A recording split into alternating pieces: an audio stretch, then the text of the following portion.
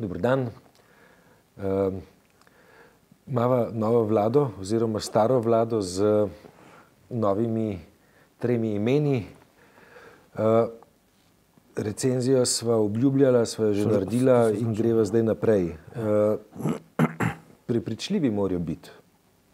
Ja, res je. Zakaj? Vse sva zadnjič povedala. Čisto vse sva zadnjič povedala. Zdaj se je samo v bistvu v posodo, ki sva jo nastavila, vlivala vsebina. Ne.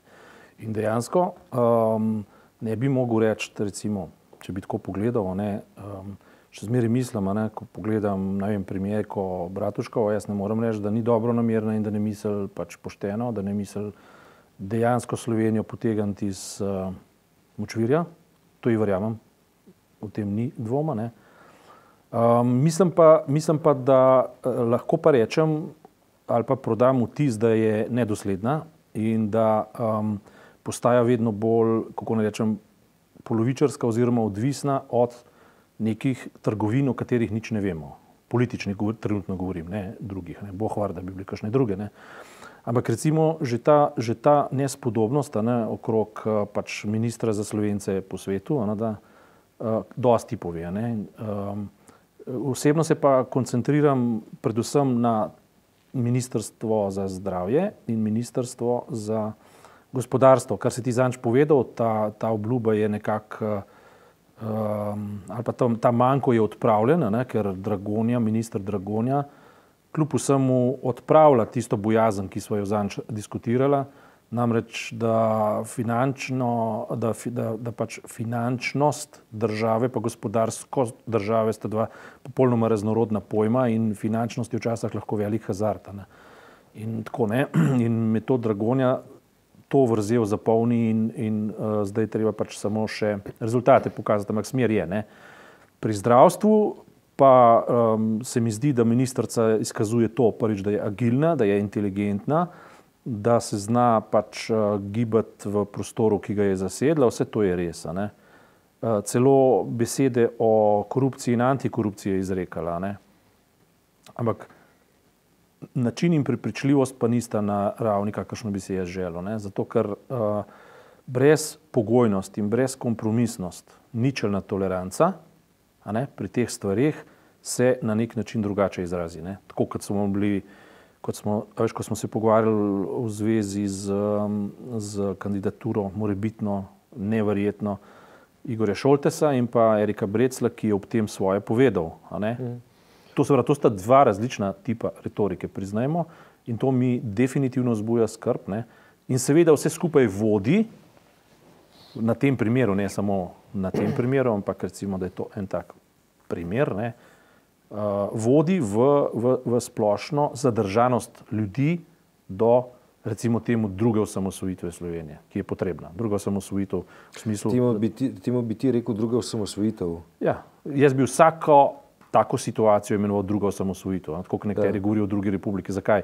Zato, ker to državo je treba narediti suvereno tudi navznoter, oziroma tudi finančno suvereno, gospodarsko suvereno. In smo pri Gursu pa pri teh stvarih. Ko govoriš o prepričljivosti, mislim, ena od točk prepričljivosti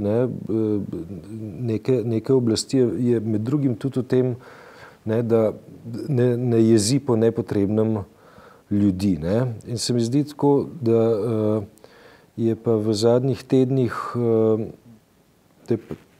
tej vladi pač uspel en tak epohalen dosežek, da jim je uspel osebno razjeziti več 100.000 ljudi, morda milijon. Ne? In sicer z obvestili o nepremičninah, s katerimi ljudje domnevno razpolagajo, pa potem ljudje gledajo ta obvestila in ugotovijo noter, pač da razpolagajo po nekih evidencah z nepremičninami, za katere se pa njim samim ne sanja. Ne.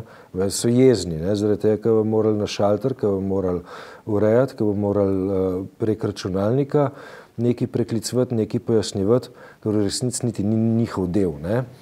In ne vem, meni je ena garaža padla, o kateri nič ne vem, tebi verjetno tudi kaj. Ne? In tako, če imaš neko idejo, ne, v redu, ne, gremo v špar program, varčevalni program, gremo v situacijo, v kateri bo treba prepričati ljudi tudi na določena odrekanja, v kateri bo treba ljudi prepričati tudi mogoče, da bo kakšen davek višji, ne. Če bi ljudje dobili neka zagotovila, ne, tem zagotovilom se pa reče, tako kot si ti začel, prepričljivost, ne, rekli v redu, ne. Če jih pa jeziš s podatki, da so lastniki garaže, v katerim se jim sanja, ne, potem so pa jezni, pa slabe vole, pa računali bodo, koliko ur časa jim bo vzeli zaradi tega, ker je nekje v neki evidenci prišlo do napake. Še bistvena razlika je to, če ti v vladi ne vidiš prepričljive moralne pozicije glede korupcije, zdaj govorim, ne. Ja. Potem ti temu rečeš goljufija, oni mene goljufajo. Ja. Če vidiš to, pa rečeš nesporazum. Potem ga greš odpravljati, pač odgovoriš, se zgodi in tako naprej, dajmo to razčistiti. Ne? Greš v popolnoma drugo debatno razmerje. In to je, zato ves čas nekako tudi se mi pogovarja o tem, da je zdravstvo je res en izredno dober vzorc. Ne? Izredno dober vzorc, na katerem se lahko premišljuje to državo. Ne? Ker ljudje, bom po sebi sodel, verjetno pa mislim, da imajo vsi ljudje podobno pozicijo. Ne? Vse se da pogovarjati, če imamo previsok standard zdravstvenega zavarovanja, če premalo denarja pride v blagajno, vse se da pogovarjati, samo jaz moram temu verjeti. Ko pa na drugi strani vidim, mislim na prosto, laično oko, kako recimo se kar naenkrat več spet ne pogovarjamo, ampak radikalno pogovarjamo o sistemu javnega naročanja. Ko še vedno živi v zavesti, da se taki in taki lobiji, ki jih celo poznamo, celo vemo zanje, ne, redijo po starem vzorcu in da so premreženi v vse smeri, levo, desno, zgoraj in spodaj. In da moja trenutna oblast o tem ne reče jasne, odločne, brezkompromisne in ne reče, a veš, tako kot sem tudi jaz že nekoč rekel, zato in to jamčim za svojim imenom in priimkom. Jaz to hočem slišati. Hočem slišati to od ministrice in hočem slišati to od predsednice vlade. Potem se lahko pogovarjamo o tem, kako bomo državo spet osamosvajali ekonomsko. Ne. Zato so zelo enostavne stvari, ampak res enostavne stvari.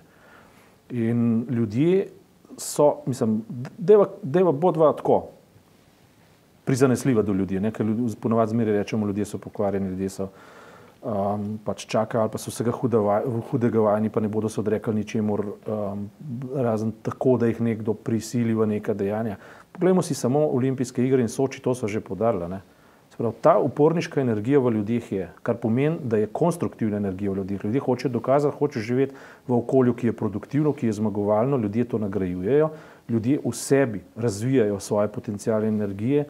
In na nek način jaz osebno jemljem pač ta olimpijski izplen kot splet okoliščin, ki presega zgolj samo treninge in pa neko zavzemanje za šport. Vsezadnje je tudi športu količina denarja upadla, če sem prav razumel. Sveda je, ne. Rezultati so pa taki, kot jih še nikoli ni bilo. Ne? Zaprav, in ljudje so se zelo poistovetili s tem, če vzamemo rejtinge gledanosti, Soči olimpijskih iger, poslušanosti radijskih in pa televizijskih ogledov, potem vidimo, da je bilo zanimanje zelo veliko, kar pomeni, da je bilo pritrjevanje tej mentaliteti in istovetenje s to mentaliteto izredno visoko. To preprosto pove, da ta narod ima v sebi energijo. In kot je nekdo, mislim, da dr. Pribec tudi na radiju poudarjal, on vidi zelo podoben sindrom tudi v gasilskih prizadevanjih in pa v gasilskih reakcijah ob tem, ko se je zgodila nacionalna pač ta žled, naravna nesreča. Ne.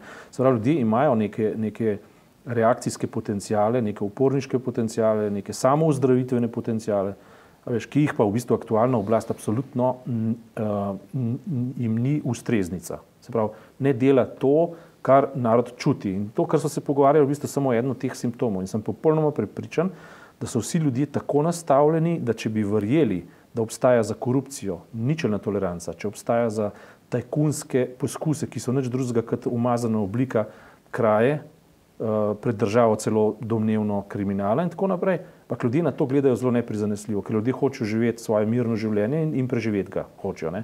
In približno imajo vse preštete, razmerja imajo preštete, mogoče majhen odstop, rečejo, zato takšne so moje sposobnosti, tokle mojega dela, nočemo dodatnega razslojevanja, a veš, ne moramo se prilagajati nekim novim elitam in tendencam, ki so nerealne, a veš, konec koncev v zdravju, zakaj bi zdravniki zasedli pač vse novo kakovost, novi sloj v novi državi, novi Evropi, sestre pa pustili odzadaj, sestre niso pa nič uredne, a ne? A veš, in tako naprej. In, a veš, ne krivim zdravnikov, krivim mentaliteto, ki omogoča taka razmišljanja predvsem skozi korupcijo, ker ta korupcija v zdravstvu je bila ravno na tem postavljena, da ljudem zvišuje standard s postranskimi zadevami, s postranskimi ukrepi. In cel model Slovenije tako nekako funkcionira, ljudje pa temu ne pritrjujejo. Ampak zdaj, ko so padle maske in padle zastavice, pa račun ne prihaja k tistim, ki so bili uživalci bonitet, ampak pridejo k tistim, ki so bili uživalci, k davkoplačevalcem, ki so uživalci negativnih, kako ne rečem, učinkov. Ne? Ljudje tega preprosto ne marajo. In v tem smislu imajo prav. In v tem smislu je Alenka Bratušek kot predsednica vlade v takem položaju, tak dvopičje. Se pravi, ona se mogoče ne zaveda, da je politično v usihanju z njeno stranko vred. Rejtingi kažejo nič, katastrofa, skratka izpad iz bodočih parlamentov. In racionalno gledano nima nobene druge možnosti.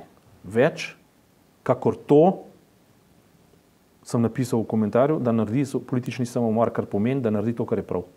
Naredi tisto, kar je treba. Tisto, kar je prav, kar na prvi pogled zgleda nepopularno. Kaj je tisto, kar je prav? Prav je to, da zasede pozicije pravne države, da razglasi totalno ničelno tolerancijo do korupcije.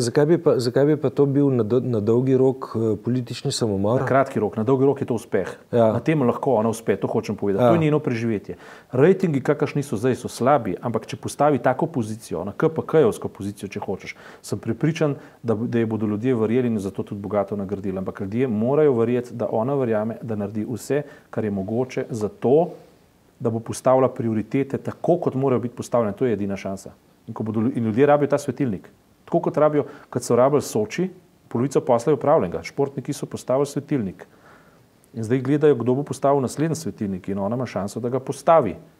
A veš, ta politična preigravanja, ker če si pozorno opazoval zdaj to, kar je ona predstavljala, nič, kar je povedala, ne moreš oporekati. Nekako vidiš, da se stalno brani. Ampak ona je vzpostavila razmerje do opozicije pa do Janše. Ona se v bistvu samo še primerja z njimi, samo še dokazuje, vi ste pa po sistemu to se ti, kaj se pa jaz. Ne? Vi ste bili pa še slabši, vi ste pa še to, vi ste bili tisti, kar je vse res. Ne? Oni so pufe takrat predelali take, kakršne so in tako naprej. Oni niso njen sogovorniki država in ljudje. Ona mora postavljati standarde glede na državo, glede na ustavo, in glede na to, kar je prav, to se pravi glede na protikorupcijsko agendo, ki je očitno v upadanju, odkar je KPK nekako kapitulirala. Tako. Saj na vides, če že ne v resnici. Ne. A si kaj zasledil, da bi predsednik Pahor že imel novo postavo? Ja, saj to je to. Zdaj, recimo že to, da sem jaz zdaj vse upe položil v premijejko, Ja. In nič omenil predsednika države, pove vse, ne? O tem, kaj si mislim. Treba skadrovati, predsednik. Prepričljivost. Zdaj, tvoje gledanje na predsednico vlade je poudarjeno dobronamerno. Ampak, a nisi ti skeptičen do humusa, iz katerega je ona zrasla? Popolnoma sem skeptičen. Zato pravimo, ona je na poziciji nemogočega. In če bo sprejela logiko, iz katere je izšla, ta logika je pa nemogoča, potem lahko uspe. Če bo pa poskušala, tako rečemo, razviti kvaliteto iz kvantitete ali pa razviti cvet iz gnoja, tudi to je neka življenjska pozicija. Samo vmes se mora zgoditi neko pojasnilo, zakaj je to tako. In ona se mora distancirati od tega, kar Janković je. Jaz popolnoma razumem, da nima nobene potrebe za to, da z svojimi nekdanjimi kolegi javno in ne vem kako obračunava. Ljudje mogoče od nje tega niti ne pričakujejo. Na vsak način pa pričakujejo, da bodo pojavov, ki jih ti ljudje simbolizirajo in seveda vsi drugi ljudje, ne samo njeni prijatelji, tudi njeni nasprotniki simbolizirajo, to je pa vse tisto, kar je nasprotju za zakonom in za ustavo, da bo postavila kot prioriteto številka 1. Do tega in tega pojava imamo ničelno toleranco. Dragi državljani, mi bomo zdravstvo rešili, we need more time, ne, veš, trojko poklicati v zdravstvo, rabimo več časa, ampak zdaj vam pa zagotavljam, da bomo počistili vso korupcijo in vse te organizacijske nedoslednosti in tako naprej v roku pol leta. We need enforcement, ne? Tako je, ne? In kaj je poanta? Poanta je ta, ne, da preprosto začne spet govoriti o vzpostavitvi sistema javnih naročil. Kaj so se mi že pogovarjala? O zelo preprostem računalniškem programu, ki primerja cene med tistim, ki so v Nemčiji, med tistim, ki so v Franciji, Poljskem, kjerkoli že, ne? Za isti artikel, ne?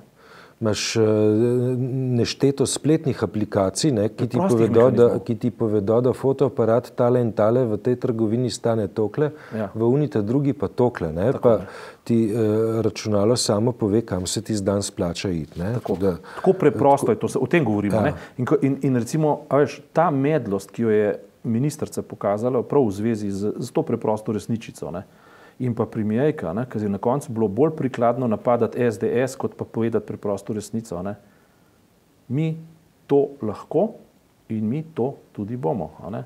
To pa nima nobene zveze več z Janezom Janšo, pa s tem, kaj je on takrat naredil, pa to, kaj ona zdaj dela. Ne? Mislim, ljudje bodo verjeli v projekt ta vlada in ta država v trenutku, ko bodo videli, da so izpolnjeni vsebinski pogoji, ne pa v primeru, ko se bodo naredile tablice ali pa primerjave med SDS pa med PS.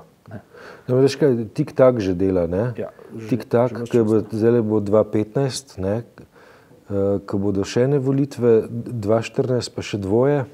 Ja. Ne? Tako da je tik-tak in predsednici vlade zelo malo časa ostaja, če želi. Se so še druge alternative, kar mislim, da vse plaši. Njo, SDS, SD, veš, ljudje v Sloveniji, tako kot se je že izkazalo v Italiji tudi, kjer so bile podobne kapriciozne razmere, lahko čez noč potopijo neko stranko in skreirajo popolnoma novo. Konec koncev je Pozitivna Slovenija nastavljena na ta način, lahko tudi utone na ta način. Ne?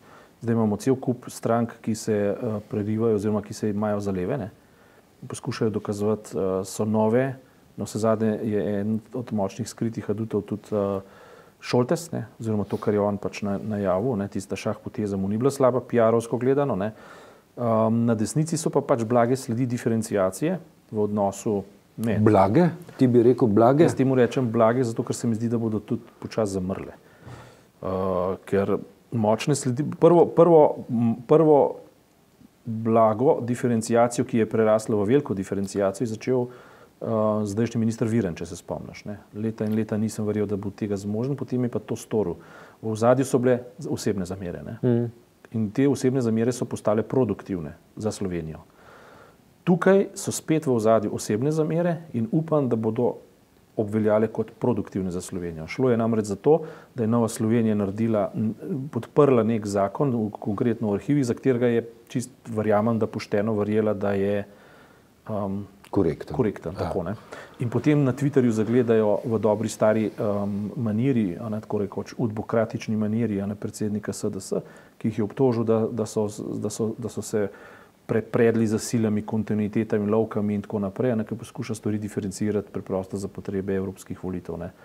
In zdaj so se postavili na zadnje noge in rekli, tega se pa mi ne gremo. In ko bodo evropske volitve minile, bo verjetno ta retorika ugasnila in verjetno je, da bo ta produktiven konflikt tudi ugasnil, kar je pa škoda. Počakala izid evropskih volitev in potem videla, se bodo skampali? Bojim se, da bi bilo tako čakanje samo neproduktivno. Ne? Ker se mi zdi, da bi bilo v tem primeru, da zmeri po pol leta, pa po eno leto čakamo na to, da v nekoga pamet srečala, pa že naprej nekako slutimo, da ga ne bo, da ga sploh ne more, ker je v bistvu že toliko upleten v svoj način življenja in delovanja, da se sploh več ne more spremeniti. Se mi zdi, da bi bilo bolj produktivno staviti na nove sile, na nove ljudi, na nove pač projekte ali pa na tiste, ki se med tem dejansko izkažejo za zaupanje vredne. Ne? Jaz mislim, da tale Soči je veliko povedal. Jaz mislim, da stara Slovenija umira. Ne? A boš tle naslednji teden? Ja, seveda. Bova nadaljevala. Prav.